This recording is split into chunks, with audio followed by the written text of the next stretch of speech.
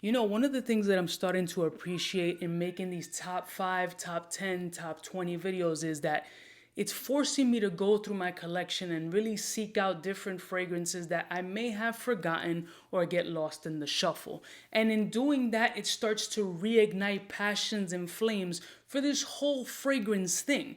Sometimes it can get a little bit boring or kind of played out.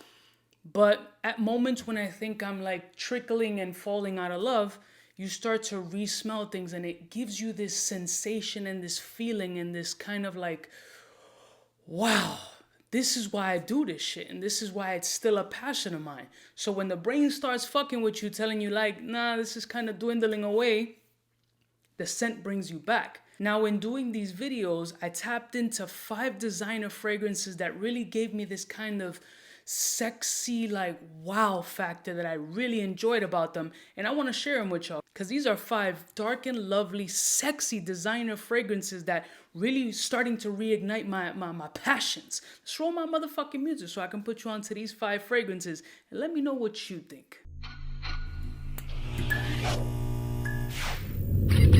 I'm kind of a big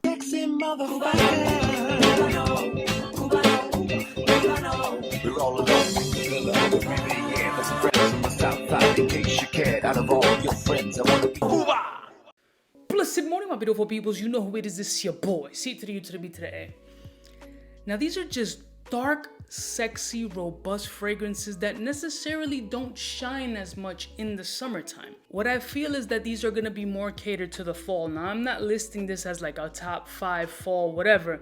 These are just fragrances that more so are helping reignite or reestablish why I do this and kind of help ignite the fire like, damn, these are fucking nice.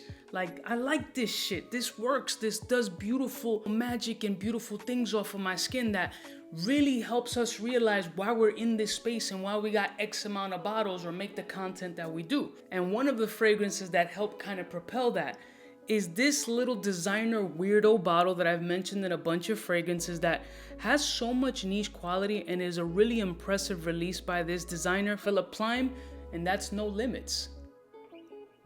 It's just a very impressive release. The packaging is kind of quirky and shit, but is really aligned with his brand.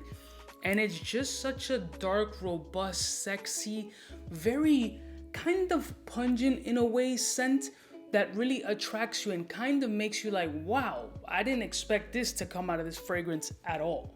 The best way to describe this fragrance is unique, unusual, sexy, and kind of like, damn. Like he pulled into the designer space this dry, woody, wet, oody component and then decided to mix in like anise and clove and all these different spices like if you're walking through a spice souk in the Middle East.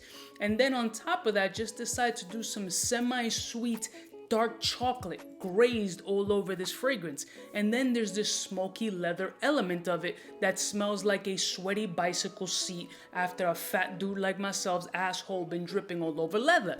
And it's kind of intriguing. I'm not gonna hold you. The performance on this fragrance is outstanding. The scent profile is beautiful. It's really an impressive release by Philip Plein. So dark and sexy is the name of the game. And this one is just giving me that feeling that I'm looking for. Next one. Another one that really established to get that dark and sexy vibe as well as keeping a DNA that absolutely works is a newer release that I absolutely love and it's growing more and more on me every time I get to smell it, and that's Stronger With You Oud. Lavender oud with vanillic nuances and Stronger With You DNA mass appeal monster. This is a beautiful scent. This is a great designer release and personally might be one of the best designer releases that I've encountered lately. It has this amazing sex appeal about it and this beautiful attractiveness. When you see someone gorgeous walking around the room and you're just like captivated and just intrigued and you want to know more about them, this fragrance has that kind of personality.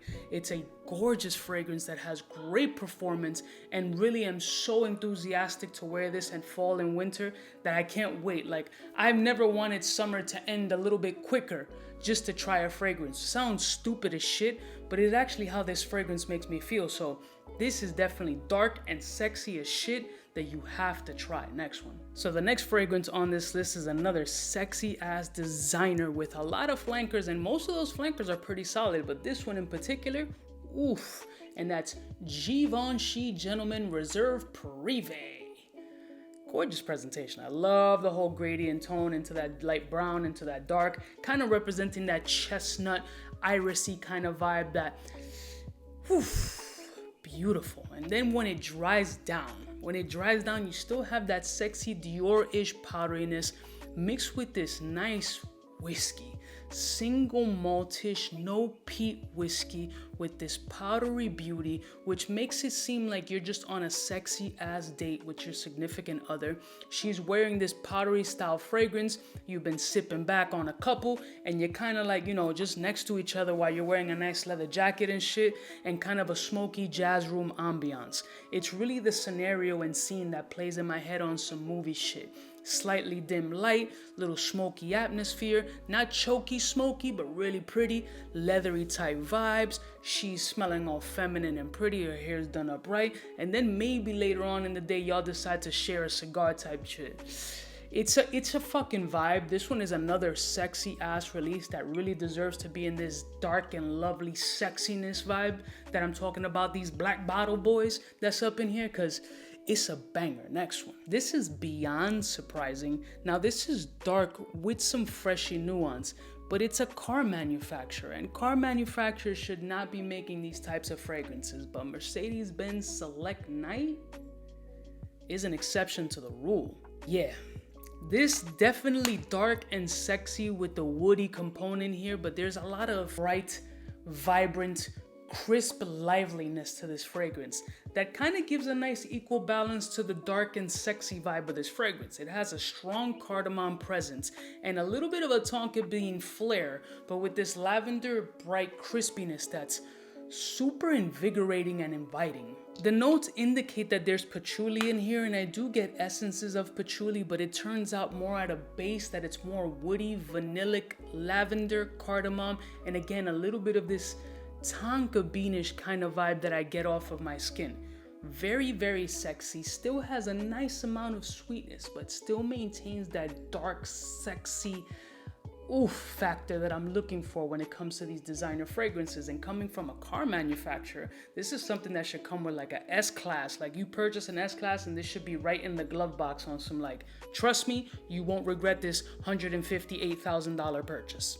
Last and certainly not least, like if we had a Santa Claus in the hood, he'd be decked out under that red outfit with like a really fly suit. His beard be on point. Motherfucker would come in with his own big brim hat. Like it'd just be a different Santa Claus, because this feels like a Christmas hug from a swaggy ass fucking Santa or Mrs. Claus that got a BBL. And this is Hugo Boss Bottled Oud.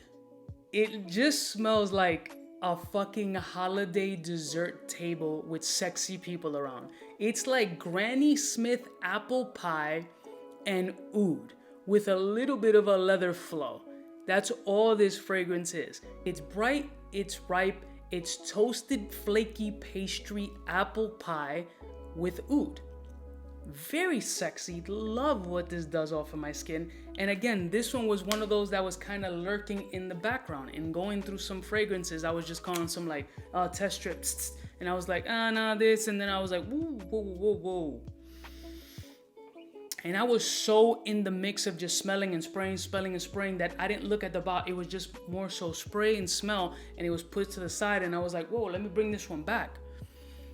And again, these fragrances, it's not so much that they're sexy, but they are, is more so that they gave me instant life at that moment, if that made sense. Like, not that I'm dying and trying to kill myself, but more so that it just reinstated in my brain that this is why I do what I do. When sometimes I feel like maybe the passion is dwindling away, or maybe I should just get rid of half of these shits and just do what I want, it brings it back to a space like, how am I supposed to chop some of these away from, like, I can't get rid of these. They smell so fucking good. They put me in a particular mind state that makes me want to push forward and continue discovering these types of scents.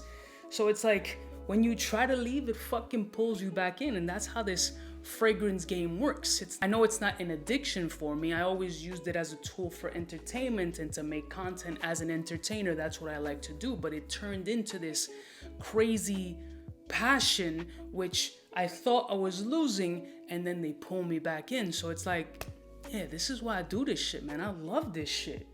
It's really a fucking fly, fun hobby that I get to do, and fragrances like this in this designer space help fucking reel me back in. I love y'all motherfuckers from the heart. Let me know what type of vibes if these joints give you, or what other dark and lovely designer fragrances you have in your repertoire that pull you back in. I'll see y'all bitches next time. You know it is, biggest in the game. Smooches.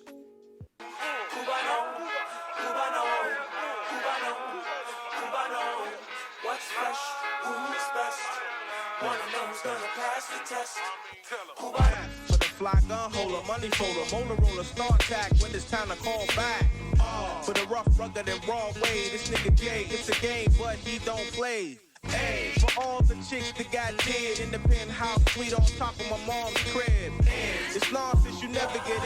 It's nonsense that you would think that